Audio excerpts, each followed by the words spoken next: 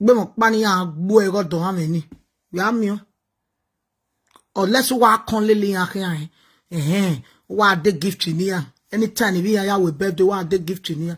Be mo pani ya gbo ko si ya etu wese me. Nene no be ku kan ya la kon ni be so we. Cause your character is too dirty. You are too evil. You are too evil. Yak bijeme. Una jo ya kun wo. Una e we ni jo carry ane wo pa carry ane wo ka. O no feel where you are. Only give a good name very abana. I will be to pull la jam Facebook. O we feel where you are ma. Na be yak bo we not you.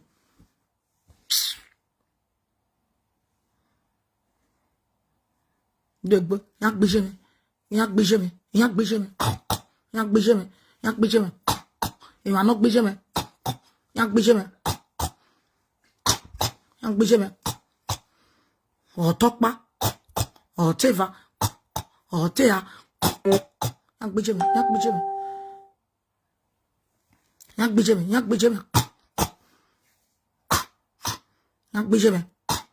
Agana mabia.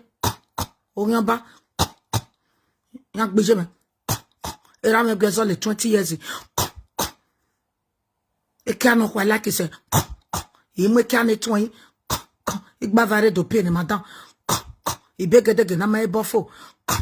Mama timura me bijeme la webo. Ikabie no me ebo. Na do bien kokobiri no mama me bokwa.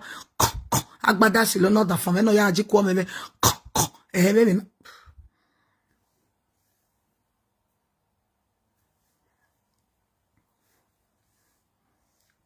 Kaya na wenu rigo me gume go won togbo.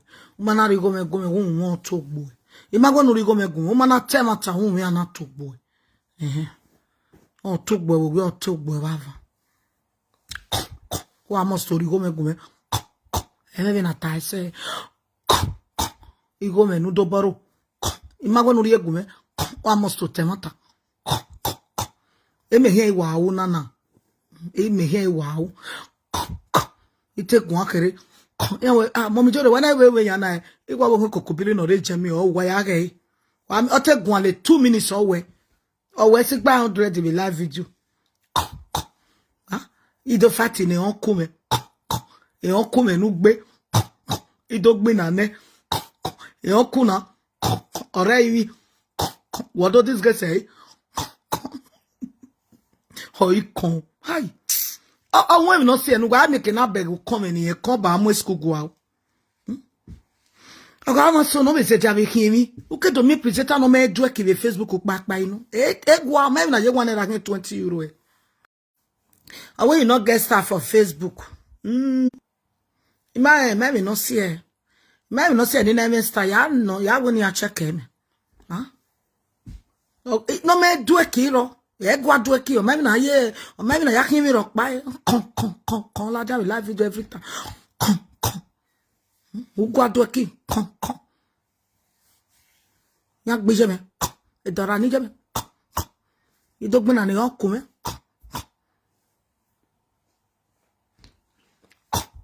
ijore na ba ijore kia ijore kana mabia amaje school abi ni treti ira mi gabi ha when you wa deport when you o me no say na we gbe ki o there we book gba fanu olon ko be si e sha no na ye ni wo gena do block I make condom bungbe igbava we ni we unu ki anu ni hin e ki gbava ni ga ilo gbe 2 something million prick o ma be ga we ke be farafara igbava do pay ni madan igbava we ni giri kan no won down na gwa lo lela o we kiano kwa lo de kiano kere no ite la we na gbegbe na pay ni madan igbava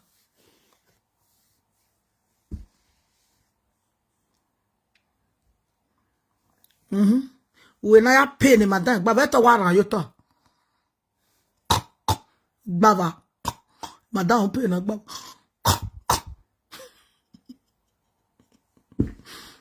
So irritating.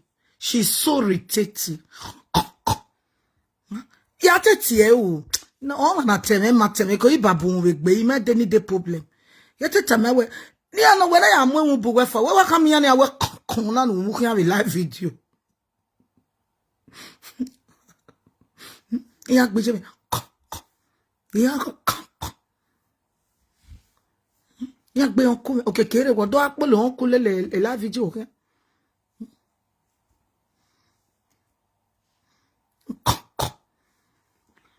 La causa boropos ole boropos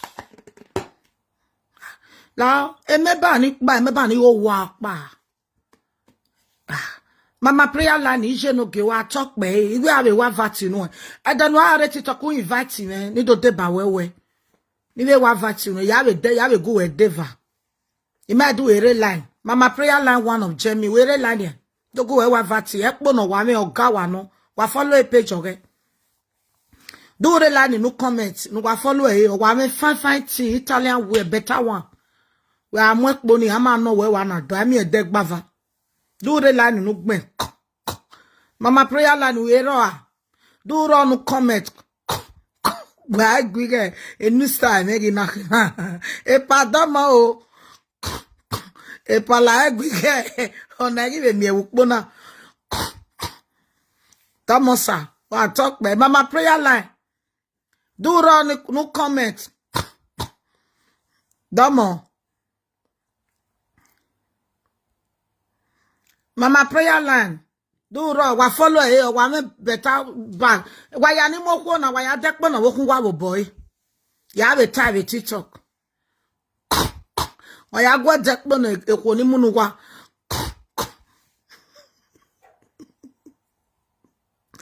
again now o me gbe ya lo ewe ya na korin mi o me gbe o te so amefie o de ni ra me bi je me ma jode o te initiate me je zo eze 100 years awa apolo kin ma wo we o jinju okay boy nana e boy nana redo not here boy me ma be ri be we ri me kesi na ma be ri be we ri ne oga yin no ewe o we video nu gba no we ma wo gba we mi video if e we na we forget but o we gbe we e police mu ma ye police mu we ni so ya mo ni avio poni na avio bon wa wale 200,000 ni soja yin ya mu ya gele koboko we o we saladian e kwa we la video di we yin we can present am o kan we no na do aje o we ya disturb me e ga no ado ya uchuchuchu ni we ya we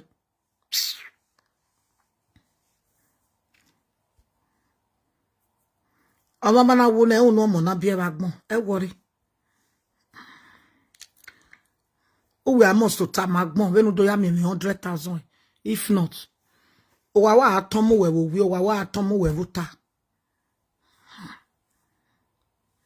ami ano tagwe mo mi jere o wa ivaga gui e wa sile sokoto e gbo severi oni wushu wa o wa ke o se no press o se no so ma fieti ezo la danu ya reply o dijo e ro si we fiezo wa gwezo ne bi o be ne ra gwezo le 20 years e ro ya gwezo le 20 wa ri ezo wo ku nu gba no ari agbon iwe meme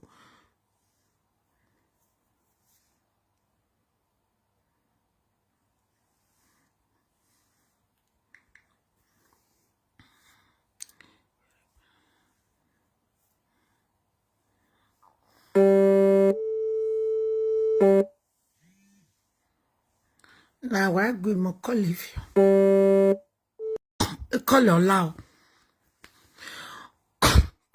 call your loud ko wa baba yo ezo gbero de talk le me won be na ya mo ra bi je no lawa fake life e so sha mo wa no na single mother o wetin wa me do wa ira mi oh salobua there we Jemmy easy na na do wa mamare wa ya do wa na mana ye Kokobiri stay yiba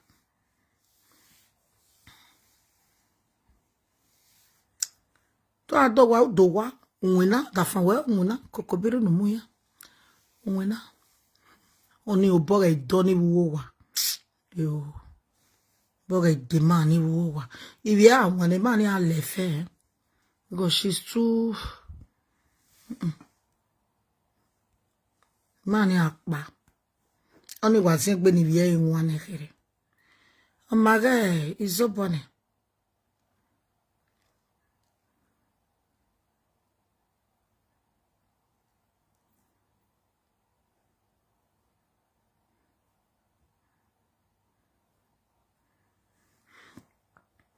Mabe ya ligage video ye YouTube na Ogmen so old video. Iya we regbe do fian yo. We are new video no one. The case do na with me. It's sort of old video no. One I believe in me. A new video. Okay.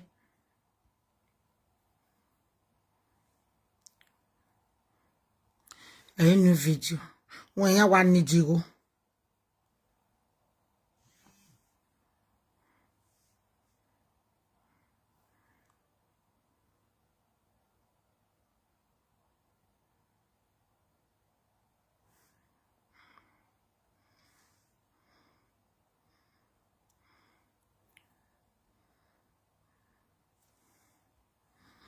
Baba yo.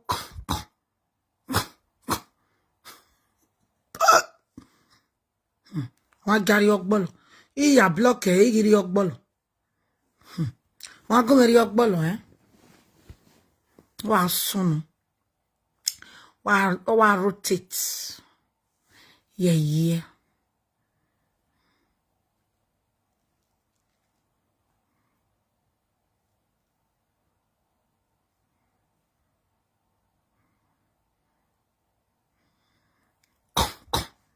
Epa.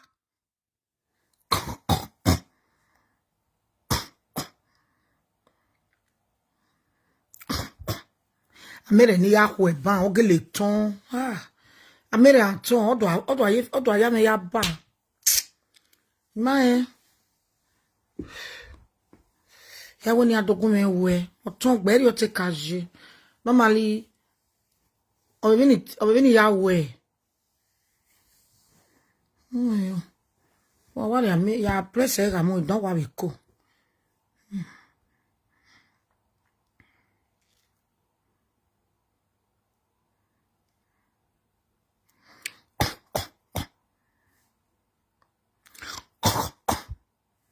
Na okoko na tie ga na no so ezo ho emugu enu munyan no we guele 20 years in era guela no so ezo owe gbagbagbagba ma se 1 week ona eweriwo we una munyan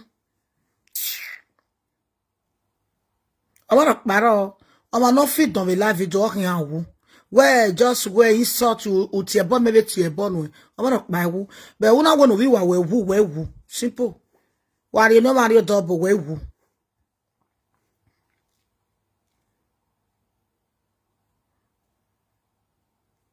Iwa da hwe bi la live video na wa be face me na oyi iro.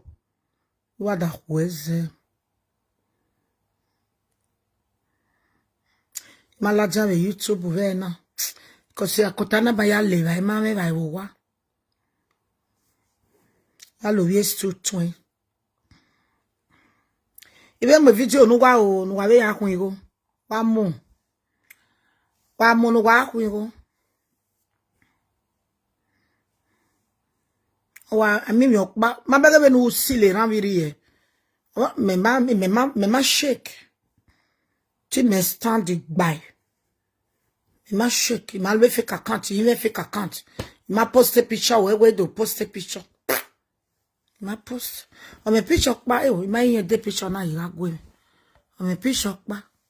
Ona wa kan na go ma we no go ya dale ni. Me ma post. Ona ami mi okpa no ma wo na silo na no way. I borrow we go ba mu ijue. Only important. Megeni I me block we. I borrow we go ba mu ijue. O sala ba ku eyan megbere. Jesu no gi o ku eyan megbere. Ko si wa ninu we baba ko mo ko ma ne ma be dagbo me ku yan eyan megbere. No ri si me fie sage Facebook. No ri gwa lo mo wu, no ri gwa lo mo de me, no ri ono ye doru pa me yo. Na ro le no wa ya bege we at me queen. Me no ya is. Me no e queen me matota ya ge queen. We ya tota jona. Oga I me no. Iwa mo mi jore.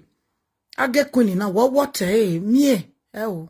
Oya mo badani table e Kokobiri ba. O hinwe iwe table wa. Inwe.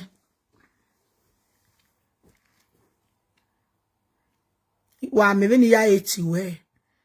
Emi wa guy all those aganoma bie orion ba any ma freak me because all was soon. Ma begi go no do mie me. Una wasie. Ibani na wa ya eti we je again now. Oh eti gbogbo me wa. The police are we ma wo. Oh eti point ni me family me are we yon we. Sabo me we se o. O me ke me ya mi we o. Ite wata we ajeje mi temi o. Jesu no go we se be gbe me o. Emme o. Oma wa bori go bobo we. No dave yan ni Facebook ni ya do ya gio. Ade ya ge we. Everybody knows say it's true. Oma se no ya ye ba we bogun me. Me malaka bo. Ijo ga eti mo video no ma wo na mo ge obo. Bo so mana camera visual we ni are ba we bogun me. Je ya ti jo rezo. Di jore geleri gome. Di gele mi jore go va muwe uwe ha. Di joro gele nyago ni malo. Je ya ti jore zo iye 7. Je ni me ya 20 bo. Ijo we bo beti ajo. Ya gyoteme ya kano ya je ni me von. Do ma do mi me go va mu jouer. Because we ya gewe.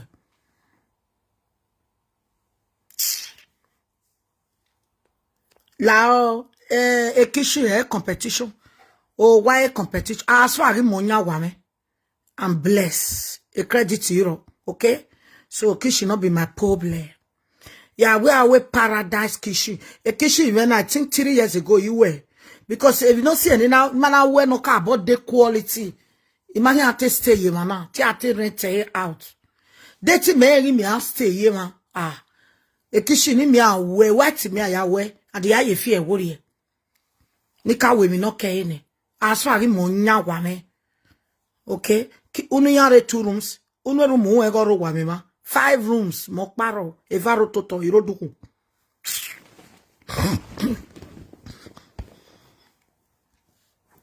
Ekishi dada problemi. Kepoti adio wa mama regbe. Yeke Charles de Goko. Wanala flat ye Nigeria iji. Oma deregbe ma firma. Ekishi yemi rokpa. Ya se banki baba nani ya borrow me 5,000 euro. Ya dole kishi me je me under 1 week yan ye mene. Under 2 weeks ya collect namely iri ni yan no wuko ni. Ya ko under 1 week yan we no ko ni me pa lo we do etwin. So e kishi he dey problem me. No dey ma firma. A problem me. Monya wa me, this is not social house. I mean I aro insero wa.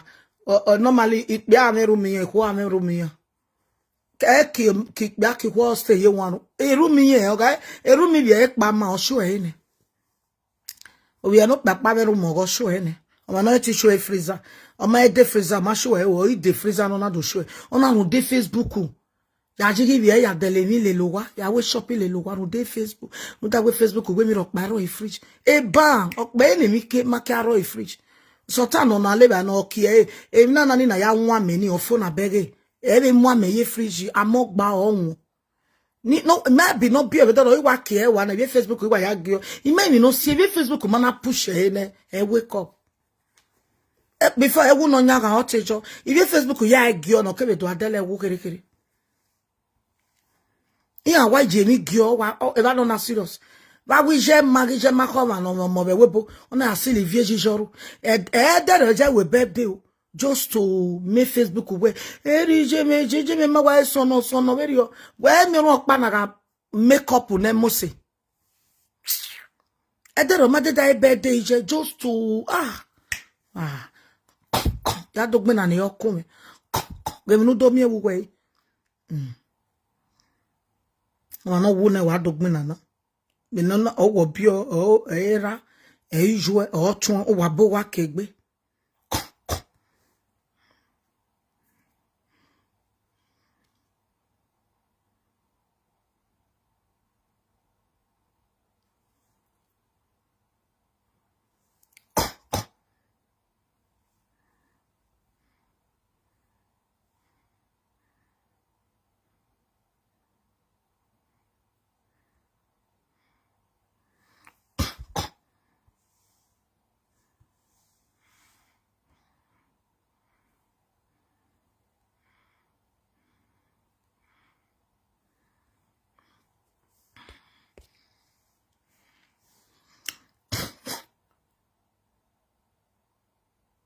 Eh, now competition don't wa.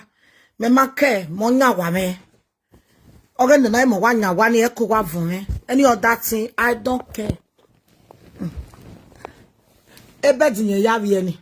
Ebedi no ye no ebedi okogbo. Ebedi na gire on pot ebedi ne ya ga ya we ekene na hu e be jemi. Ani no de. Don't know where can we no look ebedi.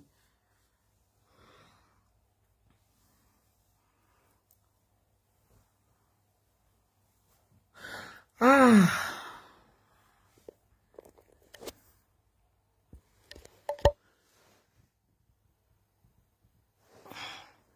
Wow. Ave madam. Ave madam. Ogele ti a ori ya ti gbe me. On my expect origo ni die na eboro ni gi ata. On my expect. Aish. Ote wu we ma bere o ma mi o ya we Christmas anu yo je imire.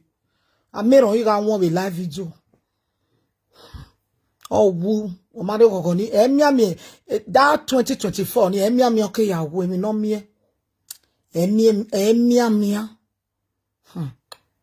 Me mabala cake bomb abi no wa ke jemi wa do boro go be France, God forbid. You go be me go day 1 million wa be ne get na banere wa be tago oge no. Day 5 million wa be boro e banere wa be tamagbon go oge no. Wa mi mo oge no koko mi woru o aye mi omo. Wa mi mo oge no kwa o. O bia en we ya ba oge o.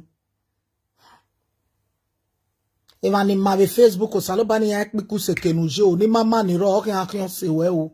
Ave mona reject na gbon be reject be Facebook o kan se kenuje o ni maniro na ogedo ya we mi na we mi agbon je bo ya ge mi bo mi we ya lele we lu mo dia o erun ni do nanu ni kin o ko so wo ma na sike o won pa ma be na ya create tu pa e o ma so no be no ta ye me no we Facebook o ya hin mi nothing ezo awa ro wa san la do ge ezo ro o ku igbe yu wo wa.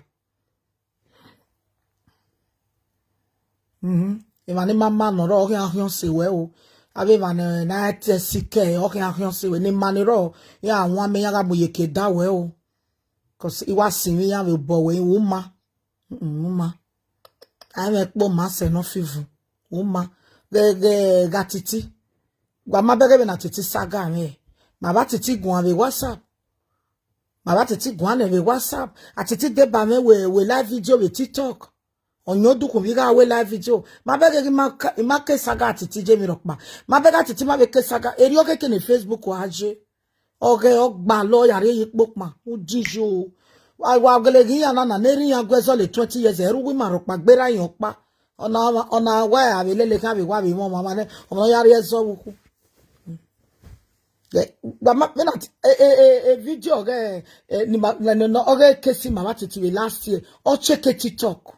Oh, ya, but you got well live video at tinyo dukun. It tell me well we can't we kekere na we forget we gonna be rock marezo like beba. Okay, very wicked mind. Very wicked. Where till you dukun, where till we sick me ariana unless you confess when you do ya me go. If I no pa me wa mujai. Any other one make mo zage police ma we joue we ke kanta. Parce police a te we joue. Oko no cafe where you want only a log on with police here where we take counter. Log on. Man rogo do feel where you are. Score for big bat.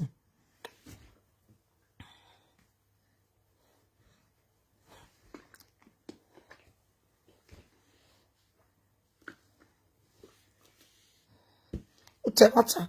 Uke what Facebook.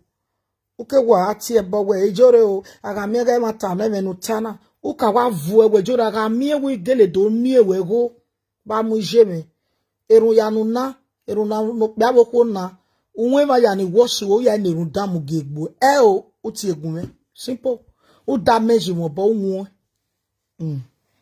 o ga azenvo so gbese yo be ni me egun na azenvo so ge me wa o wa ba gun